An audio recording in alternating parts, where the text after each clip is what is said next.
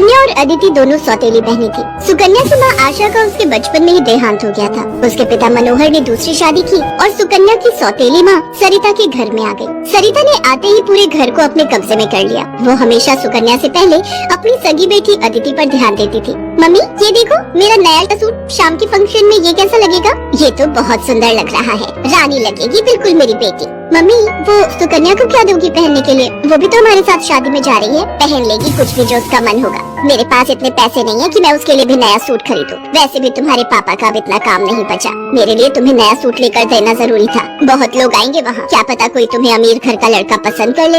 अरे सरिता, कभी कभी अपनी बड़ी बेटी सुकन्या के बारे में भी सोच लिया करो। वो बेचारी भी तो शादी लायक है। बस आ गए अपनी लाडली बेटी के बारे में चिंता करने। पता नहीं कौन से मनहूस दिन मेरी तुम्हारे साथ शादी हुई थी। जब से आई हूँ एक ही नाम तुम्हारे मुंह पर चढ़ा हुआ है। देखती हूँ सुकन्या सुकन्या। अरे तुम्हारी दूसरी बेटी अदिति भी कुंवारी है, वो भी तुम्हारी ही बेटी है। उसके बारे में भी कुछ सोचा करो। मैं हूँ जो पैसे जोड़ जोड़ कर अपनी बेटी को सूट दिलवाए हैं। अब शाम को चलने की तैयारी कर लो, बहुत बड़े बड़े लोग उस शादी में आएंगे। ये तो मेरी सहेली पुष्पा की बड़ी मेहरबानी है जो उसने हमें एक कार्ड दे दिया, वरना हम गरीबों को इस शहर में और इतनी बड़ी शादी में कौन पूछेगा। मनोहर को पता था कि सरिता का स्वभाव बहुत ही खड़ूस है, इसलिए वो चुपचाप अपने कमरे में चला जाता है। शाम को सब लोग शादी के लिए तैयार होते हैं। अदिति बहुत ही सुंदर सूट पहनकर तैयार होती है। सुकन्या के पास तो कपड़े ही नहीं थे। अचानक मनोहर सुकन्या के पास आता है। सुकन्या बेटी ये ले, ये तेरी माँ की साड़ी है, तू ये पहन कर तैयार हो जा। देख कितनी सुंदर साड़ी है, मेरे संदूक में रखी थी, मैं वही ढूंढ रहा था और आज मुझे मिल गई।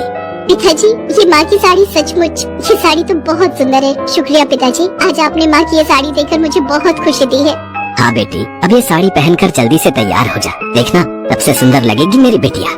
सुकन्या अपनी माँ की साड़ी पहनकर तैयार हो जाती है। सब लोग शादी में पहुँचते हैं। सरिता जानबूझकर अदिति को ही आगे कर रही थी ताकि वहाँ लोग अदिति को ही देखें। तभी एक बहुत ही बड़े परिवार के लड़के आशीष की नजर सुकन्या पर पड़ती है। सुकन्या बिल्कुल अकेली खड़ी थी। वो लड़का उसके पास आया और उससे बात करने लगा। हेलो, मेरा नाम आशीष है और आपका? जी मेरा नाम सुकन्या है। अच्छा नाम है आपका। वैसे आप यहाँ अकेली क्यों खड़ी हैं? चलिए ना, वहाँ डांस फ्लोर पर सब लोग डांस कर रहे हैं।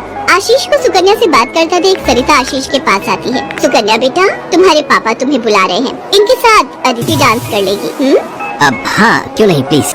मनोहर ने तो सुकन्या को बुलाया ही नहीं था। ये सब तो सरिता की चाल थी। थोड़ी देर बाद सुकन्या फिर से खड़ी थी। अदिति आशीष के साथ डांस करने लगती है। आशीष अभी भी सुकन्या की तरफ ही देख रहा था। शायद उसे सुकन्या पसंद आने लगी थी। आशीष पूरी शादी में सुकन्या से बात करने की कोशिश करता रहा, पर बार बार सरिता अदिति को बीच में लाने लगी। पर आशीष के मन में तो कुछ और ही चल रहा था। एक दिन जब सुकन्या घर के काम कर रही थी तो अचानक मनोहर के साथ आशीष और उसके माता पिता आ जाते हैं। सरिता, जाकर जल्दी से चाय नाश्ते का इंतजाम करो। घनश्याम जी अपने बेटे आशीष का रिश्ता हमारी सुकन्या के लिए लेकर आए हैं। क्या सुकन्या के लिए आशीष का रिश्ता? ये कैसे हो सकता है? मनोहर की बात सुनकर सरिता चौंक जाती है। सुकन्या तो घर की झाड़ पोछ में मैले कुचैले कपड़ों में मानो ऐसी लग रही थी जैसे कीचड़ में कमल। वहीं अदिति सोफे पर आराम से बैठी थी। सब कुछ आशीष और उसके माता पिता के सामने था। सुकन्या बेटिया, जाओ जल्दी से तैयार हो जाओ। अदिति, जाओ अपनी दीदी को तैयार कर दो। कोई जरूरत नहीं है तुम्हें उसे तैयार करने की। तुम उसकी नौकर नहीं हो जो उसे तैयार करो, अपने आप हो जाएगी तैयार। ये रिश्ता उसके लिए आया है, अदिति उसकी नौकरानी नहीं है। अंदर चल रही सरिता और मनोहर की बातें थोड़ी थोड़ी आशीष और उसके माता पिता के कानों में आ रही थी, इसलिए मनोहर बाहर आ जाता है। मनोहर जी, हमारे बेटे आशीष को आपकी सुकन्या उस दिन बहुत पसंद आई थी और वैसे भी हम आशीष के लिए लड़की ढूंढ ही रहे थे, इसलिए अचानक ही आपको मैंने फोन मिला दिया। मेरी सुकन्या तो बहुत किस्मत वाली है जो आप जैसे इतने बड़े घर का रिश्ता उसके लिए आया, वरना हम तो, मैं आपको क्या ही कहूँ। घनश्याम जी, आपने सचमुच मुझ पर बहुत बड़ा उपकार किया है। नहीं नहीं मनोहर जी, इंसान दिल से अमीर होता है। आपने अपनी बेटी सुकन्या को जो संस्कार दिए हैं वो किसी धन दौलत से कम नहीं।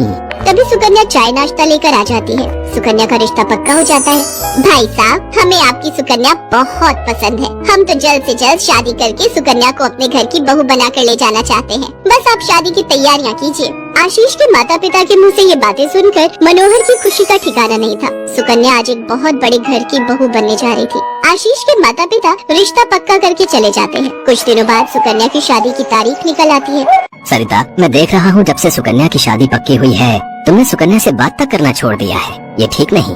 तुम अपनी बेटी की शादी करो, मैं इस शादी में कोई हाथ नहीं लगाऊंगी। ये रिश्ता मेरी बेटी के लिए था। मैं चाहती थी आशीष के साथ अपनी बेटी का रिश्ता करना, पर तुम्हारी उस सुकन्या ने सब काम खराब कर दिया। ये तुम गलत कह रही हो सरिता। सुकन्या के लिए आशीष के माता पिता खुद से रिश्ता लेकर आए हैं। तुम्हें तो खुश होना चाहिए। तुम क्यों सौतेलापन सुकन्या के साथ रख रही हो? तुम्हें तो उसकी सगी माँ बनकर उसे विदा करना चाहिए। मैं इसलिए तुम्हें उसकी माँ बनाकर लाया था, वरना क्या? क्या कहो तो मैं अभी ये घर छोड़कर चली जाती हूँ। बोलो।